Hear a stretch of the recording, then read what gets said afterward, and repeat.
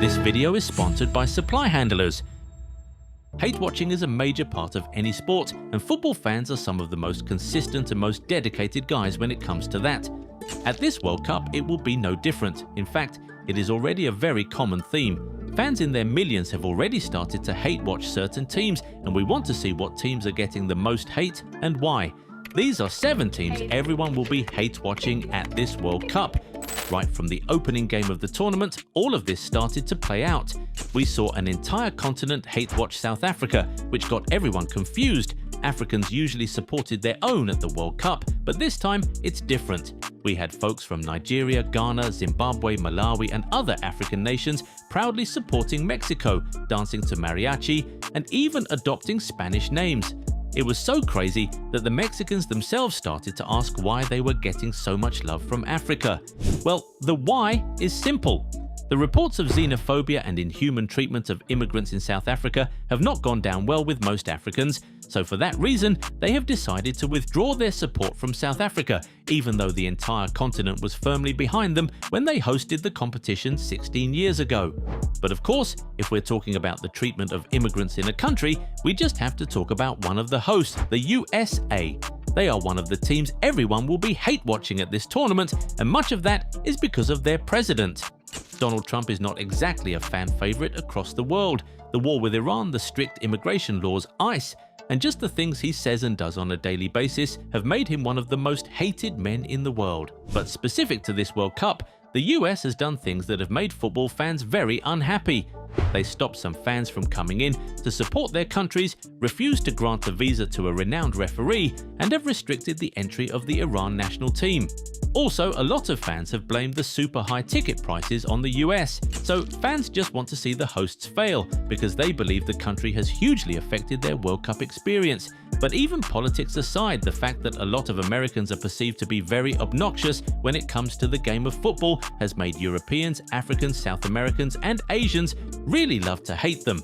Americans call it soccer, they don't have a good enough football culture, and they insist that they can dominate football in just a few years if they focus on it. All of these factors have made millions of fans start to hope and pray for the downfall of Team USA at this year's World Cup. Meanwhile, with defending champions Argentina, the reasons are different. Yeah, there will be millions of Cristiano Ronaldo fans who will be hate watching Argentina, hoping Lionel Messi fails and doesn't win another World Cup, but it's really more than that. A lot of fans around the world have not enjoyed how Argentinian players have carried themselves since their victory in Qatar 4 years ago. We saw Emi Martinez mock Mbappe with a doll during their parade. We saw the whole dressing room chant a song against Mbappe. And then some years later, the team was captured singing what was determined to be a racist song against the France national team on their team bus. Obviously, you can see why the whole of France in particular would be hate watching Argentina, but Africa and a sizable portion of Europe have joined in as well. It also did not help their case when Gianluca Prestiani allegedly racially abused Vini during a Champions League game this year. He was not included in Argentina's squad for this World Cup, but just the fact that he is from the country was enough to make the national team amass more haters. And you know what? Even if we choose to look at just the football, you'd still see reasons why people want Argentina to fail. A lot of fans felt that they got one too many penalties at the last World Cup, with a certain fan base even insisting that the tournament was rigged in their favour. On top of that, Emi Martinez doing all this dancing and shithousery during shootouts has won him a lot of enemies around the world, so millions will be tuning in the hope that the goalkeeper, in particular, has a bad tournament. Another South American country we believe will be getting a lot of hate at this tournament is Uruguay, and for them, we think it's going to be strictly about the football. They simply don't play the most beautiful football. They're likely to be very physical and very aggressive, and that might make fans root for them to go out early. They are being led by Marcelo Bielsa, so you know the kind of football to expect, and well, let's just say that that's not everyone's cup of tea. Average players train hard, elite players train smart. We didn't just build a mat, we engineered a blueprint for the 1%. Every line, every angle and every drill was crafted through months of studying elite player biomechanics. Translate muscle memory into matchday dominance. Goal90's own training mat comes with the app to take you to the next level. Get yours today. But as it is with virtually every major tournament, England will once again be one team almost everyone loves to hate, including many of their own. Because of their league, England has some of the biggest stars in the world, and that alone divides fans. There will be Chelsea fans hate watching England because Cole Palmer was dropped. There will be Man United fans hate watching because Maguire and Shaw weren't called up. There'll be City fans hate watching because of Foden. There'll be Liverpool fans hate watching because none of their players was called up, and on and on. The club allegiances alone are enough to make England the most hate-watched team at the tournament, but there's more. There are a lot of English folks who are quietly hoping the Three Lions fail because the FA hired a foreign coach. They might not say it out loud, but millions of English people do not want history to ever say that it was a German who won them their first World Cup in 60 years.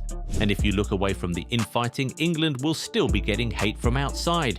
A lot of Europeans and Africans call English fans the Americans of football because of how obnoxious many of them are. English folks believe that they are the mecca of football, that they have the best players, and they strongly believe that they are the home and origin of football. Non-English fans don't like that. A lot of foreign fans believe that England will be very unbearable if they finally won a major trophy after a long time, so they're hoping and praying that that doesn't happen.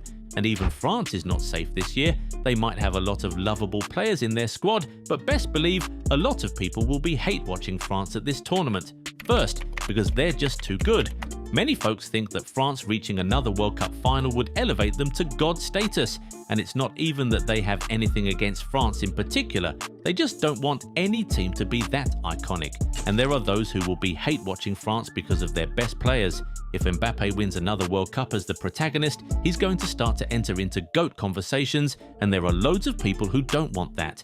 If Dembele wins another World Cup, he could be on his way to becoming the only player to ever win multiple Champions Leagues, multiple World Cups, and multiple Ballons d'Or.